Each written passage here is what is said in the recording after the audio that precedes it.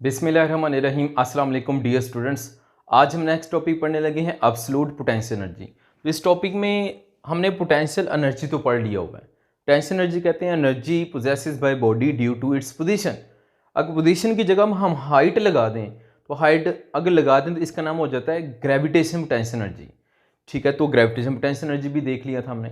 Spring में stretch करने से या कंप्रेस करने से आती है तो उसको हमने इलास्टिक पोटेंशियल एनर्जी कहा था। तो यहाँ पे है absolute gravitational potential energy. What is absolute gravitation potential energy? यहाँ पे मैं जी लगा लेता हूँ तो जी का मतलब हो जाएगा gravitational.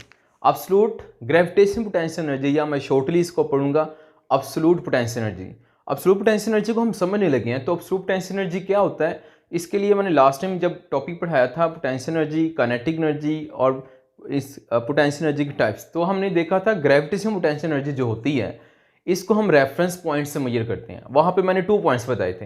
Reference point surface of अर्थ हो सकता है, और सरफेस ऑफ अर्थ पे पोटेंशियल एनर्जी क्या होती है? जीरो होती है, क्योंकि सरफेस पे हाइट जीरो तो पोटेंशियल एनर्जी जीरो।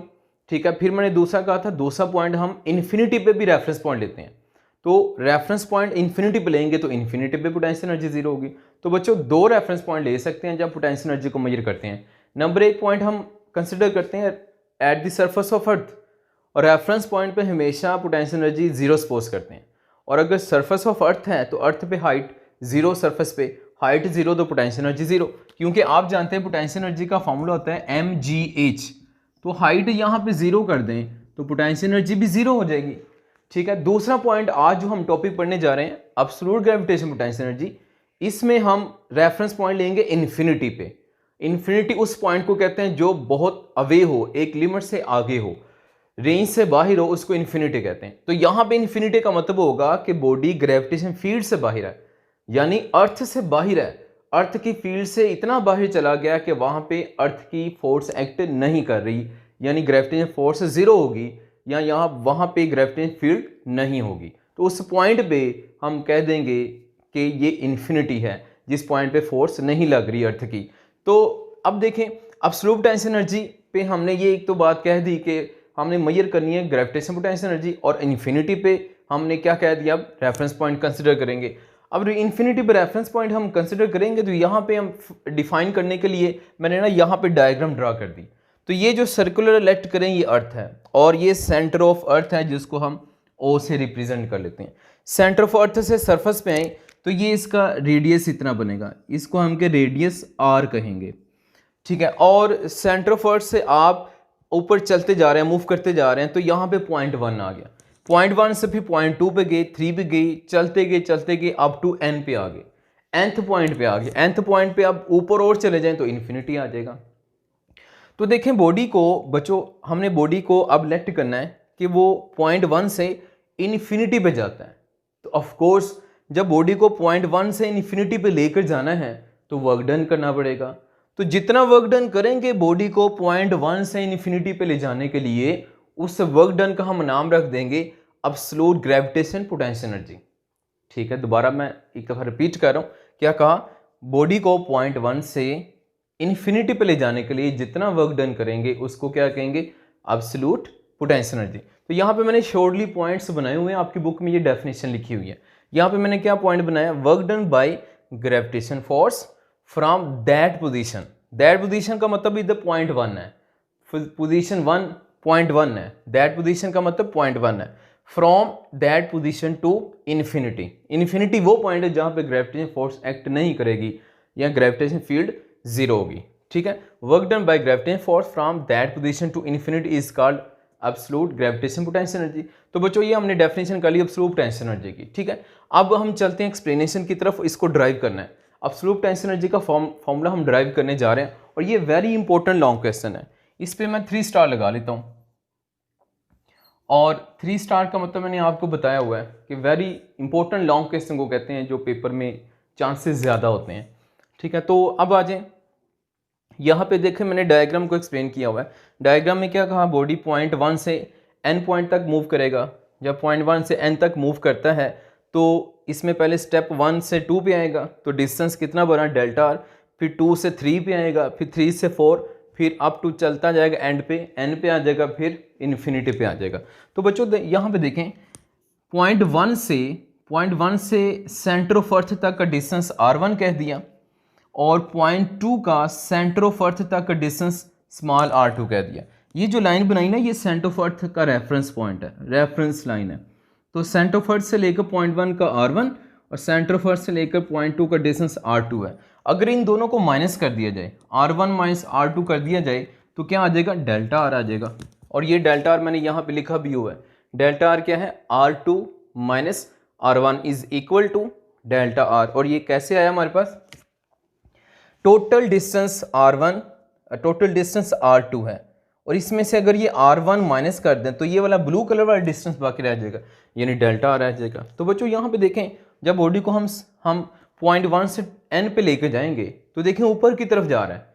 जब ऊपर की तरफ जाएगा तो डिस्टेंस इंक्रीज होगा, जैसे जैसे डिस्टेंस इंक्रीज होगा वैसे वैसे ग्रेविटेशनल फोर्स डिक्रीज होगी, क्योंकि फोर्स डिस्टेंस के स्क्वायर ऑफ डिस्टेंस के इनवर्स हैं। ऊपर की तरफ मूव करते जा रहे हैं, डिस्टेंस इंक्रीज होता जाएगा सेंटर ऑफ अर्थ से, तो फोर्स डिक्रीज होती जाएगी। अब फोर्स डिक्रीज हो रही है, मतलब फोर्स वेरिएबल हो गई है। हम वेरिएबल फोर्स को यूज़ नहीं करेंगे, हमें क्या करना है, फोर्स को कांस्टेंट रखना है। क्योंकि जब हम बात करते हैं एब्सोल्यूट पोटेंशियल एनर्जी की, तो एब्सोल्यूट पोटेंशियल एनर्जी में हमें पोटेंशियल एनर्जी का फॉर्मूला यूज़ करना है, PE is equal to mgh। और ये जो PE is equal to mgh है, ये फॉर्मूला तब वैलिड होता है जब ग्रेविटेशन फोर्स कांस्टेंट हो, एक वो सरफेस तक बॉडी हो जहाँ तक ग्रेविटेशन फील्ड चेंज ना हो रही हो या ग्रेविटेशन फोर्स चेंज ना हो रही हो। हमारी बुक में लिखा हुआ है, let body move from point 1 to n, 1 से n पे जाता है, यानी यहाँ से यहाँ पे आता है, तो क्या होगा, gravitation force is not constant, gravitation force constant नहीं है, बिकॉज फोर्स इस फॉर्मूले से देखें तो फोर्स स्क्वायर ऑफ डिस्टेंस के इनवर्स है। बॉडी ऊपर की तरफ जाएगा, ग्रेविटेशन फोर्स कम होगी तो कांस्टेंट नहीं है। हम क्या करेंगे, इस फोर्स को कांस्टेंट करना चाहते हैं, तो फोर्स को कांस्टेंट करने के लिए क्या करेंगे, divide distance into small equal steps, so gravitation force becomes constant.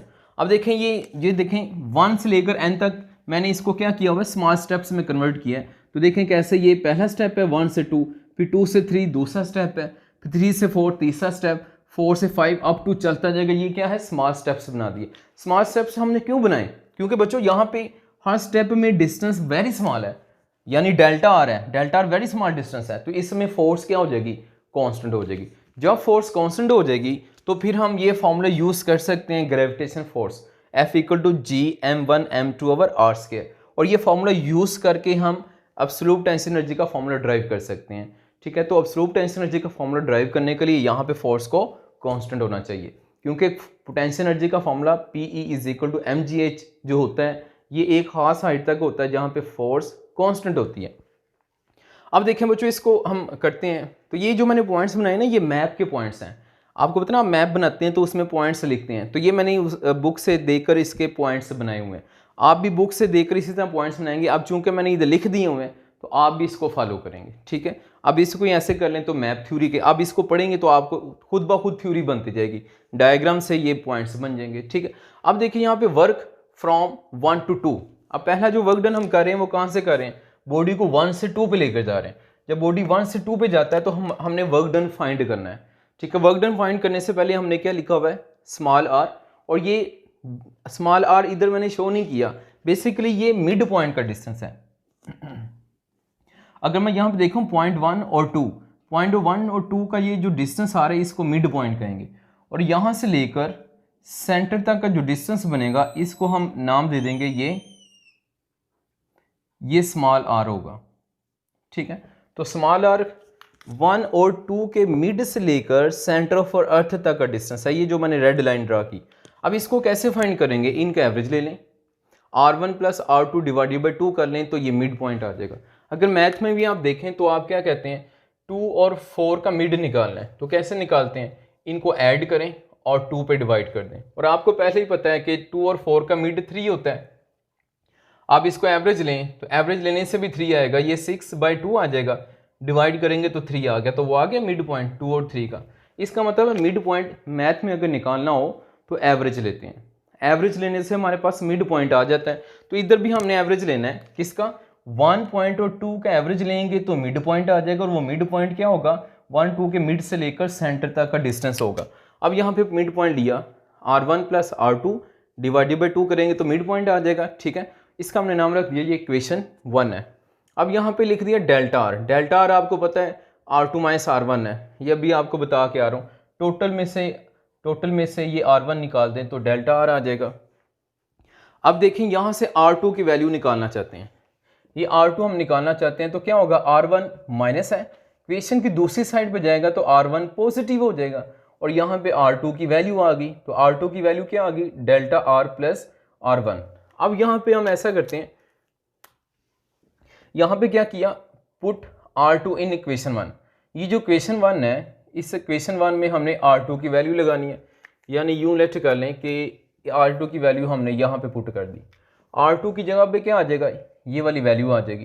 तो यहाँ पे यही क्या है, यही किया हमने। R1 वैसे ही है, डिवाइडेड बाई 2 वैसे ही है। R2 की जगह पे क्या आ गया, डेल्टा R प्लस R1। अब ये इन दोनों को ऐड कर लेते हैं, R1 दोनों सेम है तो ऐड होंगे, 2R1 हो गया और बाकी हमने वैसे ही लिख दिया। अब इसमें 2 को दोनों फैक्टर से डिवाइड करते हैं, फर्स्ट से भी और सेकंड से भी डिवाइड किया, 2 से कैंसिल हो गया, ये आ गया, इसको हमने वैसे लिख दिया। अब दोनों साइड पे हम स्क्वायर लेने लगे हैं, तो स्क्वायर किया दोनों साइड पे, इधर भी स्क्वायर और दूसरी साइड पे भी स्क्वायर आ गया। अब ये जो स्क्वायर है ना, ये फर्स्ट टर्म a बन रही है, ये दूसरी टर्म b बन रही है। हमारे पास जो फॉर्मूला होता है a plus B whole square, इसको ओपन करें तो ये फॉर्मूला आता है a square plus B square plus 2ab। अब यही फॉर्मूला हम इस पे भी लगाएंगे, ये फर्स्ट टर्म a हो जाएगी, ठीक है, और ये दूसरी टर्म b हो जाएगी और इसका क्या आ जाएगा, होल स्क्वायर। इसको ओपन करेंगे तो ये फॉर्मूला इधर लगाते हैं, तो ये इसको फॉर्मूले पे लगाते हैं और आगे सॉल्व करते हैं हम। अच्छा बच्चों, यहाँ पे देखें फॉर्म बन रही है a plus B whole square is equal to a square plus B square plus 2ab।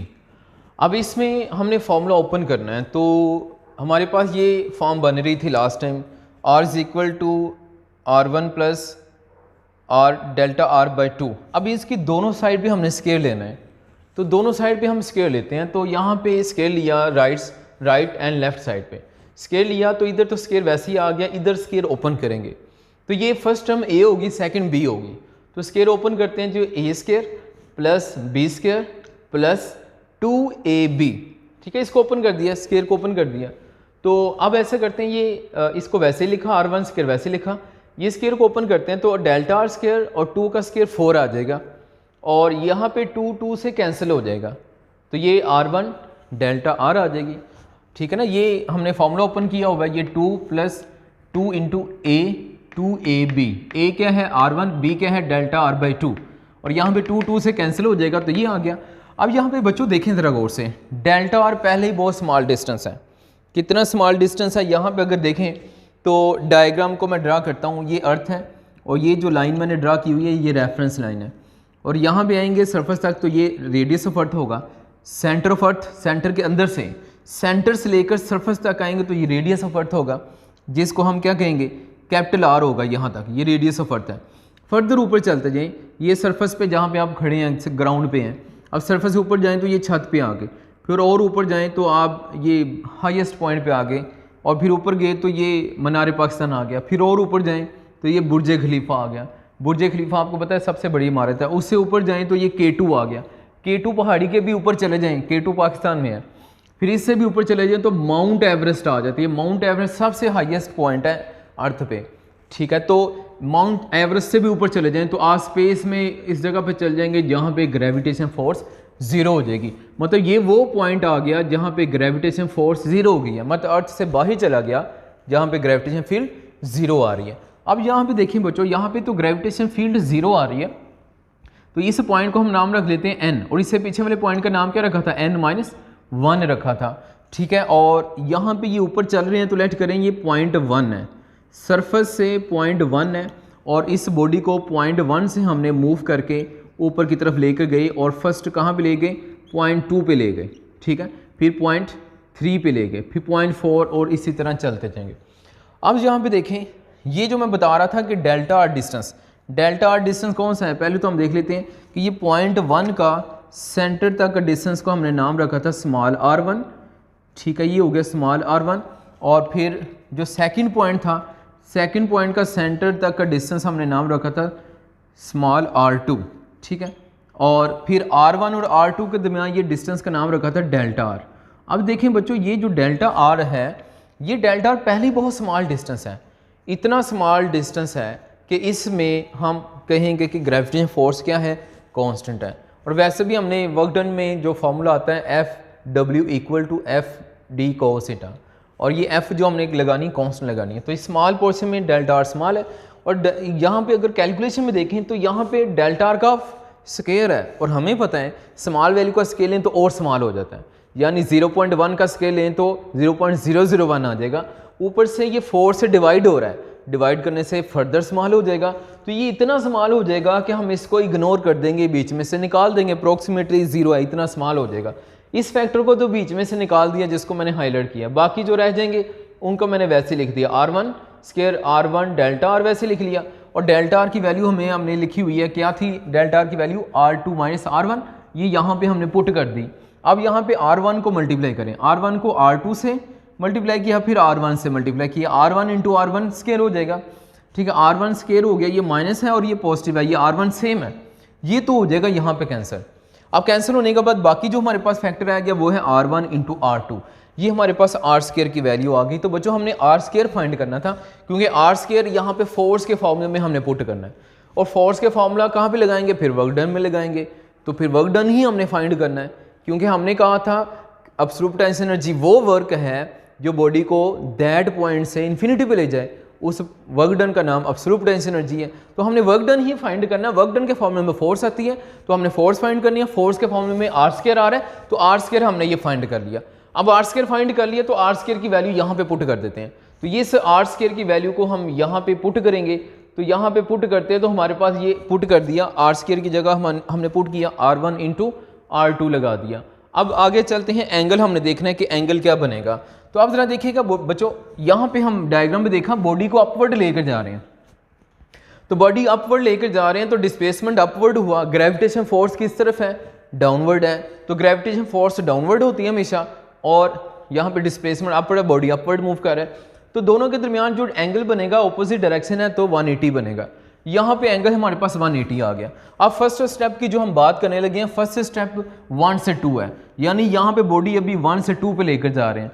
जब 1 से 2 पे बॉडी मूव किया तो D का नाम क्या रख दिया, डेल्टा आर, क्योंकि 1 से 2 वाले डिस्टेंस का नाम हमने क्या रखा, डेल्टा आर नाम रख दिया। अब यहाँ पे देखिएगा ये जो हमने फॉर्मूला लिखा W का, वर्क डन का फॉर्मूला आपने चैप्टर 4 के में पढ़ा शुरू में, क्या W equal to FD cos theta, यहाँ पे मैंने 1 to 2 स्टेप लिख दिया, पहले से दूसरे स्टेप का ये वर्क डन हम फाइंड करने लगे, और F की वैल्यू अभी हमने ये फाइंड की, F की वैल्यू यहाँ पे पुट कर दी, ये सारी ये F की वैल्यू जो फाइंड की इधर पुट कर दी, और D का नाम क्या रख दिया, डेल्टा आर, ठीक है। फर्स्ट स्टेप जो है 1 से 2 का डिस्टेंस क्या है, डेल्टा आर, और एंगल कितना बड़ा, 180। अब ये 180 cos 180 वैल्यू लगाई तो cos 180 हमें पता है -1 होता है, और डेल्टा आर की वैल्यू हमने देखी है, डेल्टा आर की वैल्यू क्या है, R2 माइनस R1, तो यहाँ पे डेल्टा आर की वैल्यू लगा दी R2 माइनस R1, और cos 180 की वैल्यू लगा दी। अब ये cos 180 में -1 है, -1 को मल्टीप्लाई करेंगे तो -1 स्टार्टिंग पे आ जाएगा, तो -1 को हम शुरू में लिख देंगे, ठीक है। तो अब चलते हैं, -1 को मल्टीप्लाई कर देंगे तो -1 तो आ जाएगा स्टार्ट पे। अब बाकी मैं इधर वैल्यू से लिखता हूँ, जब इसको माइनस को शुरू में ले आएंगे तो ये जो डिनोमिनेटर वाला फैक्टर है ना, R1 इंटू R2, चूँकि मल्टीप्लाई हो रहा है तो इसको इसके साथ नीचे डिनोमिनेटर में लिख लेते हैं, R1 इंटू R2 को इसके नीचे लिख दिया, ये आगे लिख दिया हुआ है, ठीक है। अब क्या करते हैं, यहाँ पे ये जो डिनोमिनेटर में इसको पहले और दूसरे दोनों फैक्टर से डिवाइड कर दिया, तो देखें R1 R2 को दोनों फैक्टर से डिवाइड कर दिया, यहाँ पे R2 सेम है, यहाँ पे R1 सेम है, तो जो सेम है उनको हमने कैंसिल कर दिया, तो हमारे पास इधर बाकी क्या रह गया, 1/R1 माइनस 1/R2, ठीक है। और यहाँ पे G वैसे ही आ रहा है, देखें फोर्स का फॉर्मूले में M1 M2 था, तो पहला मैस ऑफ बॉडी है, दूसरा मैस ऑफ अर्थ है, तो मैस ऑफ अर्थ को कैपिटल M से लिखा हुआ है और मैस ऑफ बॉडी को ऑब्जेक्ट को स्मॉल m से लिखा हुआ है, ठीक है। तो अब यहाँ पे देखें ये शुरू में ही आ रहा था ना, देखें M1 M2 था, तो M1 की जगह स्मॉल m और M2 की जगह कैपिटल M लिखते आ रहे हैं हम। अच्छा देखें बच्चों, यहाँ पे ये फॉर्मूला बन गया, ये कौन से स्टेप का बना, 1 से 2 स्टेप का बना। अब हम कहाँ से किस तरफ मूव करेंगे, अब स्टेप 2 से 3 की तरफ मूव करेंगे, तो डायग्राम आपको नज़र आ रही है, तो यहाँ पे अब बॉडी कहाँ से किस तरफ मूव करेगा, स्टेप 2 से 3 पे मूव करेगा।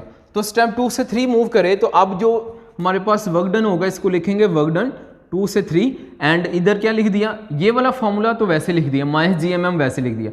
अब ये सारी कैलकुलेशन दोबारा नहीं करनी, डायरेक्ट करेंगे, सिमिलर करेंगे, ठीक है। तो सारी ये जितनी भी सारी कैलकुलेशन हमने की ना पीछे, वो 1 से 2 का वर्कडन निकाला, बाकी हम डायरेक्ट इसी को देखते हुए निकाल लेंगे। कैसे, यहाँ पे 1 से 2 लिखा तो इधर 2 से 3 लिख दिया, यहाँ पे -GMM सेम है, ये कांस्टेंट फैक्टर है तो इधर -GMM सेम लिख दिया।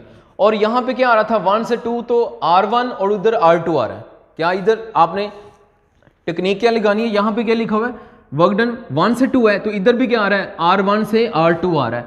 अब इधर मैंने क्या कह दिया, वर्कडन 2 से 3 है तो यहाँ पे क्या कह देंगे, R2 से R3 होगा, यानी 1/R2 - 1/R3, और -GMM वैसे कांस्टेंट फैक्टर है, लिख दिया हमने, वैसे का वैसे लिख दिया। अब देखें, मैंने एक दफ़ा फिर बताता हूँ, 1 से 2 है तो इधर 2 से 3 है, इधर 1 से 2 है तो 1/R1 -1/R2 है, तो इधर क्या लिखेंगे, 2 और 3 है तो 2 पहले आ रहा है तो इधर भी 2 पहले आएगा, इधर 3 बाद में आ रहा है तो इधर भी 3 बाद में आएगा। ठीक हो गया बच्चों। अब इधर देखें, ये चलते जाएंगे, अब 4 5 6 अप टू n तक का देखना है, तो ये डॉट्स लगा दिए। अब n का देखना है, n वाला कौन सा पॉइंट बनेगा, ये वाला है। अब ये n-1 से n है, n-1 क्या है, n से पीछे वाला एक स्टेप है, तो n-1 से n तक जाना है, तो इधर क्या लिख दिया, work done from n-1 to n, और ये वाला फैक्टर तो वैसे ही आ गया। अब पहले n-1 है तो इधर भी 1/Rn-1 लिख दिया, बाद में n आ रहा है तो इधर भी बाद में 1/n लिख दिया। तो ये हमारे पास कितने स्टेप्स का वर्क डन आ गया, nth स्टेप का।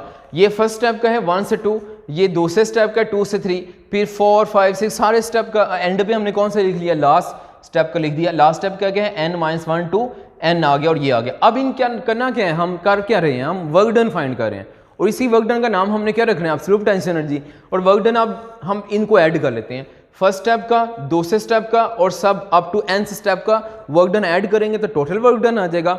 और ये जो वर्क डन हम फाइंड करेंगे, यही वर्क डन क्या कहलाएगा, एब्सोल्यूट पोटेंशियल एनर्जी। ठीक है, तो अब इसको नेक्स्ट कैलकुलेशन करते हैं। इस बाद उसे करना ਹੁੰਦਾ डबल क्लिक, एने स्क्रीन ਨੂੰ फोकस कर लिया, ਹੁਣ इतों ब्राइटनेस ਵਧਾਈ थी थोड़ी जी, फोकस करके ब्राइटनेस ਵਧਾਉਣਾ कि पहले ब्राइटनेस ਵਧਾ के फिर फोकस करना, पहले फोकस करना फिर ब्राइटनेस ਵਧਾਉਣੀ। रिकॉर्डिंग स्टार्ट करती हाँ ਹੁਣ कर ਦਿੱਤੀ है, ਇਹ ਮੈਂ ਫਿਰ ਕੱਟ ਦਾਂਗਾ ਕਿਉਂਕਿ ਇਹਦੇ 3 ਹਿੱਸੇ ਨੇ, ਇੱਕ ਕੱਲ ਬਣਾਇਆ ਸੀ, ਇੱਕ ਤੁਹਾਡੇ ਆਉਣ ਤੋਂ ਪਹਿਲੇ ਤੇ ਇਹ ਲਾਸਟ ਹਿੱਸਾ। ਇਹਨਾਂ ਨੂੰ ਇਕੱਠੇ ਕਰੋਗੇ ਕਿ ਵੱਖਰੀ ਵੱਖਰੀ ਭੇਜੋਗੇ? ਨਹੀਂ ਨਹੀਂ ਵੱਖਰੇ, ਕਾइन ਮਾਸਟਰ ਦੇ ਥਰੂ ਬੜਾ ਵਧੀਆ ਹੋ ਜਾਂਦਾ, ਇਕੱਠੀ ਹੋ ਜਾਏਗੀ। ਹਾਂ ਤੁਸੀਂ ਵੀ ਉੱਥੋਂ ਕਰਿਆ ਕਰੋ ਕਾइन ਮਾਸਟਰ ਮੈਨੂੰ ਯੂਜ਼ ਨਹੀਂ ਕਰਨਾ ਹੈ, ਮੈਂ ਸਿੱਖਾਂਗਾ ਤੁਹਾਡੇ ਯਾਰ, ਉਹ ਕਰੋ, ਬੜੀ ਬਲਾਜ ਹੈ, ਹਾਂ ਪਤਾ ਨਹੀਂ ਉਹ ਬੜੇ ਫੰਕਸ਼ਨ ਹੈ। ਤੁਸੀਂ ਜਿਹੜੀ ਅਪਲੋਡ ਕਰਦੇ ਹੋ ਨਾ ਵੀਡੀਓ, ਉਹ ਭੈਣ ਜਿਵੇਂ ਪਤਾ ਨਹੀਂ ਜੀਬੀਆਂ ਹੀ ਤੁਸੀਂ ਅਪਲੋਡ ਕਰਦੇ ਹੋ, ਤੇ ਇਹਦੇ ਮੈਂ ਅੱਜ ਤੱਕ ਕਦੀ 1 GB ਤੋਂ ਵੱਧ ਅਪਲੋਡ ਨਹੀਂ ਕੀਤੀ, ਭਾਵੇਂ ਉਹ 40 ਮਿੰਟ ਦੀ ਹੈ ਭਾਵੇਂ 1 ਘੰਟੇ ਦੀ ਹੈ, ਉਹ ਲੈਸ ਕਰਕੇ ਸਾਈਜ਼ ਕੁਆਲਿਟੀ ਉਹੀ ਰਹਿੰਦੀ ਹੈ, ਕੋਈ ਚੱਕਰ ਨਹੀਂ। ਬੱਚਾ ਅਗਰ ਡਾਊਨਲੋਡ ਕਰਦਾ, ਅਗਰ ਅਸੀਂ ਪਹਿਲੀ ਕੁਆਲਿਟੀ ਘੱਟ MB ਘੱਟ 'ਚ, ਡਾਊਨਲੋਡ ਹੋਰ ਘੱਟ ਹੋਏਗੀ। ਠੀਕ ਹੈ, ਚਲੋ ਮੈਂ ਸ਼ੁਰੂ ਕਰਨਾ। माइक ना ਤੁਹਾਡੇ ਆਉਣ ਤੋਂ ਪਹਿਲੇ ਹੀ मैं ਇੱਥੇ ਲਾ ਕੇ ਰੱਖਿਆ ਸੀ, वो लाइव क्लास शुरू हो गई। हाँ अच्छा बच्चों, हमने देखा था कि डिफरेंट स्टेप्स का वर्क डन फाइंड किया था, 1 to 1 to 2, 2 से 3 एंड लास्ट स्टेप का वर्क डन था n-1 to n। ये डिफरेंट वर्क डन को हम ऐड करने लगे हैं। ये डायग्राम आप देख रहे हैं, फर्स्ट स्टेप 1 से 2 है, दूसरा 2 से 3, फिर ऐसे चलते चलते हमने n पे जाना है। इन तमाम स्टेप्स का वर्क डन हम ऐड कर रहे हैं, तो ऐड करेंगे। वैल्यू सभी हमने लिखी थी, तो फर्स्ट स्टेप की वैल्यू ये लिखी -GMM और 1/R1 - 1/R2। सिमिलर फिर सेकंड स्टेप की और थर्ड स्टेप भी। अगर आप सब में देखें तो ये GMM वाला जो फैक्टर आ रहा है, -GMM फैक्टर सब में सेम है, तो ये हम कॉमन ले लेंगे। यहाँ पे -GMM सब में सेम है, तो यहाँ पे ये कॉमन आ गया, और ब्रैकेट में ये जो बाकी फैक्टर रह गए ये वैसे लिख दिए, 1/R1 - 1/R2। फिर इधर आ जाए, ये माइनस कॉमन चला गया, ये लिखा, फिर इधर भी ये माइनस वाला फैक्टर सारा कॉमन गया, तो ये लिख दिया। अब इसमें देखें जो सेम फैक्टर है इनको माइनस कर दें, तो यहाँ पे जो सेम आ रहा है नंबर 1, इधर आप देखें तो यहाँ पे R2 नेगेटिव है और -1/R2 negative positive, same cancel हो गए। अब यहाँ पे देखें ये -1/R3 है, इसको कैंसिल कर देंगे, यहाँ पे भी +1/R3 होगा। चूँकि हमने सारी वैल्यूज़ नहीं लिखी, आप देख रहे हैं कि शॉर्टकट हमने मेंशन किए, डॉट्स के अंदर कहीं पे 1/R3 पॉजिटिव भी होगा, यहाँ पे नेगेटिव है, कैंसिल हो जाएगा। सिमिलर ये वाला फैक्टर 1/Rn-1 ये पॉजिटिव है, तो इधर कहीं इसका नेगेटिव फैक्टर भी हो जाएगा, ये हो गए कैंसिल। अब जो रिमेनिंग फैक्टर रह गए वो लिख लेते हैं, -GMM लिखा, यहाँ पे 1/R1 बच गया, ये सारे फैक्टर कैंसिल हो गए, पॉजिटिव नेगेटिव, और एंड पे बच गया हमारे पास -1/Rn। ये हमारे पास आ गया वर्क डन। और आपको मैंने बताया था वो वर्क डन जो बॉडी को डेड पोजीशन से इन्फिनिटी पे ले जाए, उस वर्क डन को एब्सोल्यूट पोटेंशियल एनर्जी कहते हैं, और उसका हमने फॉर्मूला बना लिया। ये जो वर्क डन है ना, यही बेसिकली एब्सोल्यूट पोटेंशियल एनर्जी है। अब देखें ये एन है, एन को हम लेट कर लेते हैं, ये इन्फिनिटी पे है, बॉडी को इन्फिनिटी पे लेकर जाना है जहाँ पे फोर्स एक्ट नहीं करेगी। तो हम ऐसा करते हैं, यहाँ पे ये जो आर एन है इसको लेट कर लिया कि ये इन्फिनिट है, तो यहाँ पे 1/Rn है, तो यहाँ पे क्या हो जाएगा 1/∞, और हम जानते हैं 1/∞ 0 के इक्वल होता है। तो यहाँ पे अब इस 1/Rn की जगह पे हमने 0 लगा दिया, 0 लगाया तो 1/R1 माइनस 0 किया तो ये 1/R1 आ गया। अब ये हमारे पास फार्मूला ड्राइव हो चुका है, लेकिन ये जो फार्मूला ड्राइव हुआ है ये जस्ट कहाँ पे है, पॉइंट 1 पे है। पॉइंट 1 पे जो एब्सोल्यूट पोटेंशियल एनर्जी है वो ये फार्मूला है। हम इसको देखना चाहते हैं, स्मॉल आर जनरल फार्मूला बनाना चाहते हैं, तो R1 की जगह पे स्मॉल r लिख दिया और वर्क डन W की जगह पे U लिख दिया। U for absolute potential energy है। अगर इसके सबस्क्रिप्ट में स्मॉल g लगा दें तो ये एब्सोल्यूट ग्रेविटेशन पोटेंशियल एनर्जी इसका सिंबल रख सकते हैं, या इसको आप सिंपल U से भी लिख लें। तो ये U for absolute potential energy है, ये फार्मूला ड्राइव हो गया। अब बच्चों इसमें जो इंपॉर्टेंट बात है ना वो ये देखें कि नेगेटिव आ रहा है। नेगेटिव का मतलब ये है कि जैसे जैसे आप डिस्टेंस बढ़ाते जाएंगे बॉडी का, वैसे वैसे यहाँ पे एब्सोल्यूट पोटेंशियल एनर्जी भी इंक्रीज होती जाएगी। जैसे जैसे डिस्टेंस बढ़ाते जाएंगे एब्सोल्यूट पोटेंशियल एनर्जी भी इंक्रीज होती जाएगी। यानी अगर मैं माइनस को यहाँ पे हटा दूँ, अगर चूंकि माइनस आ रहा था, सपोज माइनस नहीं है, अब क्या सिचुएशन बनेगी, आप डिस्टेंस को बढ़ाते जाएंगे तो ये एब्सोल्यूट पोटेंशियल एनर्जी कम होती जाएगी। ऐसा इधर नहीं होगा, यहाँ पे ये इन्वर्स नहीं होंगे, चूंकि इधर माइनस भी आ रहा है। जब माइनस आ रहा है तो इधर क्या होगा, आर इंक्रीज करेंगे तो एब्सोल्यूट पोटेंशियल एनर्जी भी इंक्रीज करेगी। क्यों, इसकी रीजन क्या है, इसकी रीजन ये है जब आर इंक्रीज करेंगे बॉडी इंक्रीजिंग हाइट की तरफ मूव कर रहा है, जब डिस्टेंस इंक्रीज होगा आर इंक्रीज होगा तो ये कंप्लीट फैक्टर लेस नेगेटिव होगा, और लेस नेगेटिव होगा मतलब एब्सोल्यूट पोटेंशियल एनर्जी ग्रेटर होगी। लेस नेगेटिव मीन मोर होता है, ग्रेटर होता है। तो यहाँ पे हमने देख लिया कि एब्सोल्यूट पोटेंशियल एनर्जी और आर ये दोनों क्या हैं, डायरेक्टली प्रोपोर्शन होंगे, क्योंकि यहाँ पे नेगेटिव आ रहा है। नेगेटिव क्या बता रहा है, आर इंक्रीज होगा, तो ये वाला जो कंप्लीट फैक्टर है ये क्या होगा, लेस नेगेटिव होगा। लेस नेगेटिव का मतलब है एब्सोल्यूट पोटेंशियल एनर्जी इंक्रीज हो रही है। हमारी बुक में नेगेटिव का मतलब ये लिखा हुआ है, एब्सोल्यूट पोटेंशियल एनर्जी का मतलब ये है कि ग्रेविटेशनल फील्ड इज अट्रैक्टिव। यहाँ पे अट्रैक्टिव का मतलब है कि बॉडी हमेशा, अर्थ हमेशा बॉडी को अट्रैक्ट करती है। तो ये भी आपको एमसीक्यूज में आ सकती है, ये लाहौर बोर्ड में आई भी हुई है, ये भी वहाँ पे लिखा हुआ है, और ये बात भी लिखी हुई है कि हाइट इंक्रीज करेंगे तो ये फैक्टर लेस नेगेटिव होगा, लेस नेगेटिव होगा तो एब्सोल्यूट पोटेंशियल एनर्जी इंक्रीज होगी। ठीक है बच्चों, अब यहाँ पे ना लेट कर लेते हैं कि ये जो R1 है ये क्या है, कैपिटल R है। कैपिटल R का मतलब है बॉडी सरफेस ऑफ अर्थ पे है। यहाँ पे डायग्राम पे देखें तो बॉडी पहले इन्फिनिट पे था, इन्फिनिट पे R1 पे लाए, फिर R1 से कहाँ पे आ गया, ये सरफेस ऑफ अर्थ पे आ गया। जब सरफेस ऑफ अर्थ पे आता है, ये जो डिस्टेंस बढ़ रहा है इसको रेडियस ऑफ अर्थ कह रहे हैं। अब रेडियस ऑफ अर्थ है तो सरफेस ऑफ अर्थ पे हमने एब्सोल्यूट पोटेंशियल एनर्जी बनाने के लिए क्या लिखा, R1 की जगह कैपिटल R लिख दिया। तो इस R1 की जगह कैपिटल R लिखा, तो अब ये जो फॉर्मूला बन रहा है ये absolute potential energy at the surface of earth आ रही है। अब बच्चों ये था आज का topic, very important long question है, इसको आपने अच्छे तरह से तैयार करना है। तो मिलते हैं हम नेक्स्ट लेक्चर के साथ, इजाज़त दें, अल्लाह हाफ़िज़।